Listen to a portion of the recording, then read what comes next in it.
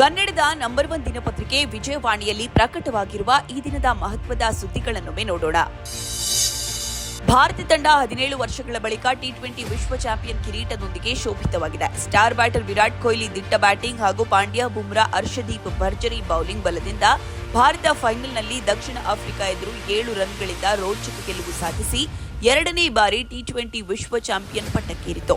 ಈ ಸುದ್ದಿಗಾಗಿ ವಿಜಯವಾಣಿ ಮುಖಪುಟ ನೋಡಿ. ಹೊಸ ಡಿಸಿಎಂ ಹುದ್ದೆಗಳ ಸೃಷ್ಟಿ, ಸಿಎಂ ಬದಲಾವಣೆ ಹಾಗೂ ಕಾಂಗ್ರೆಸ್ನಲ್ಲಿ ಸಂಘರ್ಷದ ಸುನಾಮಿ ಎಬ್ಬಿಸಿರುವಂತೆಯೇ ವಿವಾದ ಹೈಕಮಾಂಡ್ ಅಂಗಳಕ್ಕೆ ತಲುಪಿದೆ. 2 ಪ್ರತ್ಯೇಕ ಬಣಗಳು ರಾಜ್ಯದ ವಿದ್ಯಮಾನಗಳಿಗೆ ಸಂಬಂಧಿಸಿದಂತೆ ದೆಹಲಿ ನಾಯಕರಿಗೆ ದೂರು ಮುಟ್ಟಿಸಿದ್ದಾರೆ. ಮತ್ತೊಂದೆಡೆ ಡಿಸಿಎಂ ಹುದ್ದೆ ಬಗ್ಗೆ ಮಾತನಾಡಿದರೆ ನೋಟಿಸ್ ಕೊಡುವುದಾಗಿ ಡಿಸಿಎಂ ಡಿಕೆ ಶಿವಕುಮಾರ್ ಎಚ್ಚರಿಕೆ ನೀಡಿದ ಬೆನ್ನಲ್ಲೇ ಇಂಥ ನೋಟಿಸ್ಗೆ ಹೆದರುವುದಿಲ್ಲ ಎಂದು ಸಚಿವ ರಾಜಣ್ಣ ಕೌಂಟರ್ ಕೊಟ್ಟಿದ್ದಾರೆ. ಈ ಸುದ್ದಿಗೆ ಸಮಸ್ತ ಕರ್ನಾಟಕ ಪುಟ ನೋಡಿ. ಬಿಸಿಲಿನ ಜೊತೆಗೆ ಮಳೆ ಕೂಡ ಚುರುಕುಗೊಂಡಿರುವುದರಿಂದ ರಾಜ್ಯದಲ್ಲಿ ಡೆಂಗಿ ಪ್ರಕರಣಗಳು ವ್ಯಾಪಕವಾಗ್ತಾ ಇದೆ. ಕಳೆದೊಂದು ತಿಂಗಳಲ್ಲಿ ರಾಜ್ಯಾದ್ಯಂತ 1955 ಜನರಿಗೆ ಸೋಂಕು ತಗುಲಿದೆ. ಡೆಂಗ್ಯೂ ನಿಯಂತ್ರಣಕ್ಕೆ ಸಂಬಂಧ ಆರೋಗ್ಯ ಇಲಾಖೆ ಈವರೆಗೂ 98,000ಕ್ಕೂ ಅಧಿಕ ಶಂಕಿತರನ್ನ ತಪಾಸಣೆಗೆ ಒಳಪಡಿಸಿದ್ದು 45,000ಕ್ಕೂ ಅಧಿಕ ಮಂದಿ ರಕ್ತದ ಮಾದರಿ ಪರೀಕ್ಷೆ ನಡೆಸಲಾಗಿದೆ. ಈ ಸುದ್ದಿಗೆ ಸಮಸ್ತ ಕರ್ನಾಟಕ ಪುಟ ನೋಡಿ.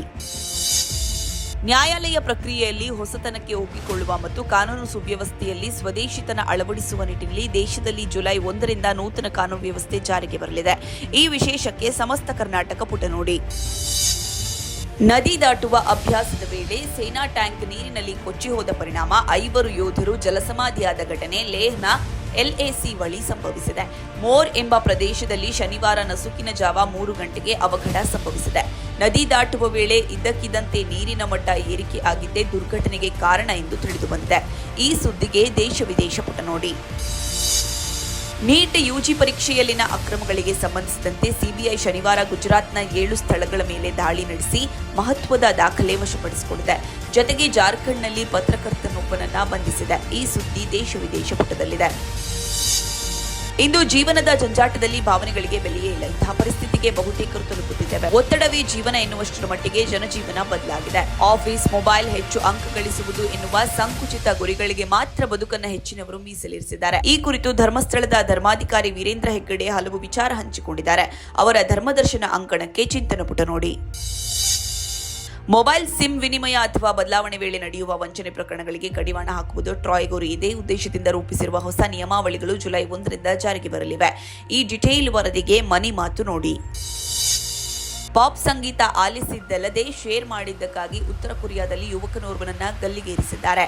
2022ರಲ್ಲಿ ನಡೆದಿದ್ದ ಈ ಕೃತ್ಯವೀಗ ದಕ್ಷಿಣ ಕೊರಿಯಾದಲ್ಲಿ ಸಂಚಲನ ಮೂಡಿಸಿದೆ. ಈ ಸುದ್ದಿಗೆ ದೇಶ ವಿದೇಶ ಪುಟ ನೋಡಿ.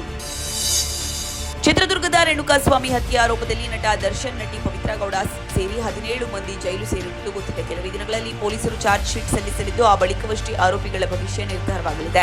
ರೇಣುಕಾಸ್ವಾಮಿ ನಟಿ ಪವಿತ್ರ ಗೌಡಗೆ ಅಶ್ಲೀಲ ಮೆಸೇಜ್ ಕಳುಹಿಸಿದ್ದೇ ಕೊಲೆಗೆ ಕಾರಣ ಎನ್ನಲಾಗಿದೆ. ಅದರ ಬೆನ್ನಲ್ಲೇ ಕೆಲ ನಟಿಯರು ರೇಣುಕಾಸ್ವಾಮಿ, ಗೌತಮ್ ಕೆಎಸ್ 1990 ಎಂಬ ನಕಲಿ ಅಕೌಂಟ್ ಮೂಲಕ ತಮಗೂ ಅಶ್ಲೀಲ ಮೆಸೇಜ್, ಫೋಟೋ ಮತ್ತು ವಿಡಿಯೋಗಳನ್ನು ಕಳುಹಿಸಿದ್ದ ಎಂದು ಆರೋಪಿಸಿದ್ದಾರೆ. ಇವರ ಮಾತಿಗೆ ಇನ್ನಷ್ಟು ಸಿನಿಮಾ ನಟಿಯರು ದನಿಗೂಡಿಸಿದ್ದಾರೆ. ಈ ಕುರಿತ ಸುದ್ದಿಗೆ ಉಲ್ಲಾಸಪುಟ ನೋಡಿ. ಇವಿಷ್ಟೇ ಅಲ್ಲ, ಮುಂಜಾನೆ ಮಾತು, ಅಂತರಂಗ, ಭವಿಷ್ಯ, ಮನೋವಿಕಾಸದ ಕಾಲಂಗಳು, ಕ್ರೀಡೆ, ಸಿನಿಮಾ, ದೇಶ ವಿದೇಶಗಳ ಭರಪೂರ ಸುದ್ದಿಗಳ ವಿಶೇಷಗಳಿಗಾಗಿ ವಿಜಯವಾಣಿ ಓದಿ.